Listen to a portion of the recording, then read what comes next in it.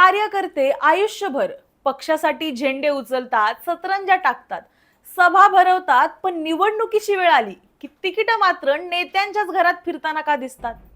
महाराष्ट्रातील विधान परिषदेच्या निवडणुका जाहीर झाल्या, पण या खरोखरच लोकप्रतिनिधी निवडण्याच्या निवडणुका आहेत की राजकीय घराण्यांच्या पुढच्या पिढीला संधी देण्याचा कार्यक्रम?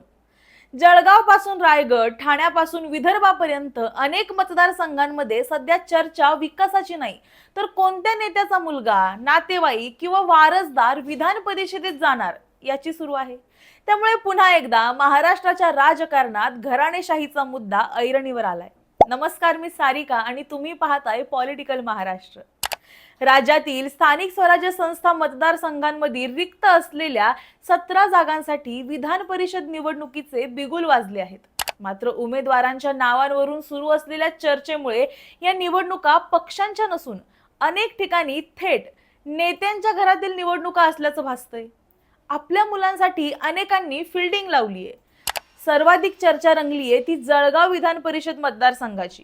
महायुतीतील दोन दिग्गज मंत्री आमने सामने आल्याचं चित्र इथं पाहायला मिळतंय. शिवसेनेचे मंत्री गुलाबराव पाटील यांनी या जागेवर शिवसेनेचा दावा करत आपला पुत्र प्रतापराव पाटील यांच्या उमेदवाराची मागणी पक्ष नेतृत्वाकडे केली आहे. जळगावची जागा ही शिवसेनेला मिळावी यासाठी आपण आग्रही असल्याचं सुद्धा त्यांनी स्पष्ट केलंय. मात्र दुसरीकडे भाजपचे मंत्री गिरीश महाजन यांनी हा दावा फेटाळत ही जागा गेली 25 ते 30 वर्ष भाजपकडे असल्यानं भाजपनं सातत्यानं ही जागा जिंकली असून पक्षातील तब्बल 10 जण इथून निवडणूक लढायला इच्छुक असल्याचा दावा केलाय. त्यामुळे जळगावमध्ये महायुतीतीलच दोन घटक पक्षांमध्ये रस्सीखेच ही तीव्र झालीय. तसंच रायगडमध्ये सुद्धा जवळपास सेम चित्र दिसतंय. राष्ट्रवादी काँग्रेसकडून माजी आमदार अनिकेत तटकरे यांचं नाव आघाडीवर मानलं जातंय. प्रदेशाध्यक्ष सुनील तटकरे आपल्या पुत्राच्या राजकीय पुनरागमनासाठी प्रयत्नशील असल्याची चर्चा राजकीय वर्तुळात सुरू आहे. कारण विधानसभा निवडणुकीनंतर सुरक्षित मतदारसंघ उपलब्ध नसल्यानं विधान परिषद हा पर्याय निवडला जातोय. तर इथंच शिवसेनेकडून सुद्धा मंत्री भरत गोगावले यांचे सुपुत्र विकास गोगावले यांच्या नावाची जोरदार चर्चा सुरू आहे. त्यामुळे एका जागेसाठी दोन प्रभावशाली राजकीय घराण्यांमध्ये अप्रत्यक्ष असा संघर्ष रंगण्याची शक्यता व्यक्त केली जाते. म्हणजे सामान्य कार्यकर्त्यांचं साधं नाव सुद्धा इथं येत नाहीये. दोन्ही बडे नेते आपापल्या मुलांसाठी एकमेकांच्या समोर उभे ठाकलेत. असंच चित्र ठाण्यात सुद्धा आहे. ठाणे विधान परिषद मतदारसंघात सुद्धा मोठ्या राजकीय घडामोडी घडण्याची चिन्ह आहेत.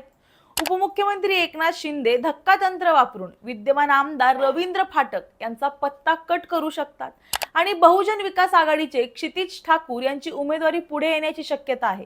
आता हे क्षितिज ठाकूर हे बवियाचे नेते हितेंद्र ठाकूर यांचे सुपुत्र आहेत. त्यामुळे मतांची गणितं मजबूत करण्यासाठी बहुजन विकास आघाडीला शिवसेनेत विलीन करण्याचा प्रस्ताव सुद्धा चर्चेत असल्याचं म्हटलं जातंय. सोबतच शिंदेच्या शिवसेनेचे आमदार अर्जुन खोतकर यांनी सुद्धा आपल्या मुलासाठी फिल्डिंग लावल्याची चर्चा रंगली आहे. हिंगोली परभणी स्थानिक स्वराज्य संस्था मतदारसंघातून मुलगा अभिमन्यू खोतकर यांना उमेदवारी मिळावी यासाठी अर्जुन खोतकर प्रयत्नशील असल्याचं बोललं जात होतं.